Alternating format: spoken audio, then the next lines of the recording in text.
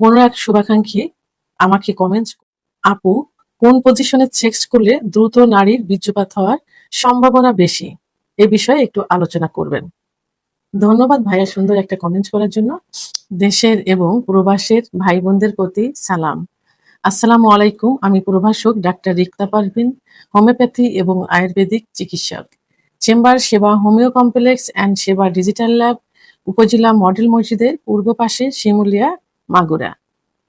আজকে কোনো এক শুভাকাঙ্ক্ষী আমাকে কমেন্টস করেছেন, আপু কোন পজিশনে সেক্স করলে দ্রুত নারীর বীর্যপাত হওয়ার সম্ভাবনা বেশি, এ বিষয়ে একটু আলোচনা করবেন। ধন্যবাদ ভাইয়া সুন্দর একটা কমেন্টস করার জন্য। এই কমেন্টসটা এখন অধিকাংশ পুরুষই করে থাকে, কারণ অধিকাংশ পুরুষই এখন যৌন অক্ষমতায় ভুগছে। কারোর দেখা যায় সহবাসের ইচ্ছা কম, উত্থান কম, সময় কম। তারা বিভিন্ন কৌশল অবলম্বন করেও স্ত্রীকে তারা সুখ দিতে পারে না সহবাসে, বিভিন্ন টেকনিক অবলম্বন করে। তো প্রথমেই আমি বলবো যে আসলে পজিশনটা মেন না, মেন হলো নিজের যৌন ক্ষমতা ফিরিয়ে আনা। আপনি নিজে সুস্থ হন, কষ্ট করে আপনাকে পজিশন দেখতে হবে না। কারণ প্রত্যেকটা নারী কিন্তু চায় দীর্ঘ সময় সহবাস করতে। তারা দীর্ঘ সময় সহবাস করা এবং দীর্ঘ সময় ফোরপ্লে করা বেশি পছন্দ করে থাকে। কারণ মেয়েদের সেক্স লুকায়িত থাকে, এটা তাদের সেক্স উঠাতে অর্থাৎ অর্গাজম করতে অনেক সময় লাগে। কোনো কোনো মেয়েদের দেখা যায় 10 থেকে 15 মিনিট ফোরপ্লে করার পর সেক্স উত্তেজনা আসে। আবার কোনো মেয়েদের দেখা যায় 30 থেকে 35 মিনিটও সময় লেগে যায় তার সেক্স উত্তেজনা আনতে। তো সেক্স উত্তেজনা আনলে আপনি যে পজিশনে সেক্স করেন না কেন, এই যে দীর্ঘ সময় নিয়ে যদি তার সাথে সহবাসে লিপ্ত থাকেন, সেটাই কিন্তু পারফেক্ট হবে। আপনাকে এই কৌশল অবলম্বন করতে হবে না যে কোন কৌশলে সেক্স করলে, কোন পজিশনে সেক্স করলে মেয়েরা বেশি খুশি পায়। তো এখন কি করতে হবে? এর জন্য প্রথমেই আমি বলবো আপনাকে চিকিৎসা নিতে হবে। আপনি একজন অভিজ্ঞ সম্পন্ন রেজিস্টারকৃত ডাক্তারের শরণাপন্ন হন। ডাক্তার আপনাকে কিছু পরীক্ষা-নিরীক্ষা দিবেন, কনফার্ম হবেন সমস্যাগুলো বিষয়ে, তারপর চিকিৎসা দিবেন। আপনি ডাক্তারের চিকিৎসা ফলো করুন, ইনশাআল্লাহ আ আ সুস্থ হয়ে যাবেন। যৌন ক্ষমতা ফিরিয়ে আসবে। আপনি দীর্ঘ সময় স্ত্রীর সঙ্গে সহবাস করতে পারবেন এবং তখন বিভিন্ন পজিশন চেঞ্জ করে সহবাস করলে উম আপনার স্ত্রী খুশি থাকবে বা আপনাদের স্ত্রী খুশি থাকবে। কারণ মেয়েরা দীর্ঘ সময় পজিশন চেঞ্জ করে সহবাস করতে বেশি স্বাচ্ছন্দ্য বোধ করে।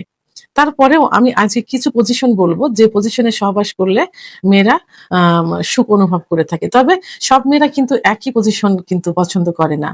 এর মধ্যে নারীরা যে পজিশন সহবাস করলে বেশি সুখ পায় সেটা হলো মিশনারি পজিশন। মিশনারি পজিশনটা কি? স্বামী নিচে উপরে থাকবে, স্ত্রী নিচে থাকবে। নিচে থেকে এখানে যদি একটা টেকনিক অবলম্বন করে তাহলে কিন্তু আরো বেশি সুখ পাবে। সেই টেকনিকটা হলো কোমরের নিচে একটা বালিশ রাখতে হবে। কোমরের নিচে যদি একটা বালিশ রাখেন, সেক্ষেত্রে কি হবে?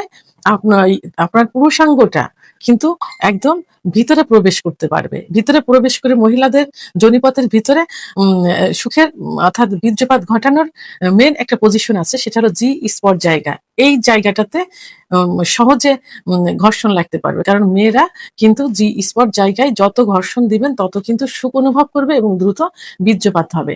এবং এই জি স্পট জায়গা থেকে মেয়েদের উৎকৃষ্ট সেক্স উত্তেজনা উঠানোর যে জায়গাটা ক্লাইটোরিস, এখান থেকে কিন্তু লাগাতার ঘর্ষণ দিলে দ্রুত বীর্যপাত হয়। তো সেই ক্ষেত্রে যদি মিশনারি পজিশনে কোমরের নিচে একটা বালিশ দিয়ে সহবাস করা যায়, তাহলে একই সঙ্গে আপনি ক্লাইটোরিস সহ জি স্পট জায়গায় ঘর্ষণ দিতে পারছেন এবং একই সঙ্গে মেয়েদের যে জরায়ুর মুখ অর্থাৎ সার্ভিসের যে মুখ থাকে, অনেক মেয়ে কিন্তু সার্ভিসের মুখে ছোঁয়া লাগলে হালকা একটু পেইন করলে কিন্তু সুখ অনুভব করে। তাহলে মিশনারি পজিশনে অর্থাৎ স্ত্রী নিচে থেকে বালিশের উপরে কোমর দিয়ে শোবে, আপনি উপর থেকে সহবাস করবেন, তাহলে কিন্তু সুখ অনুভব করবে। এটা হলো ১ নম্বর পজিশন। দ্বিতীয় যে পজিশন সেটা হলো ওম্যান অন টপ অর্থাৎ কাউগাল পজিশন। নারী উপর থেকে সহবাস করবে।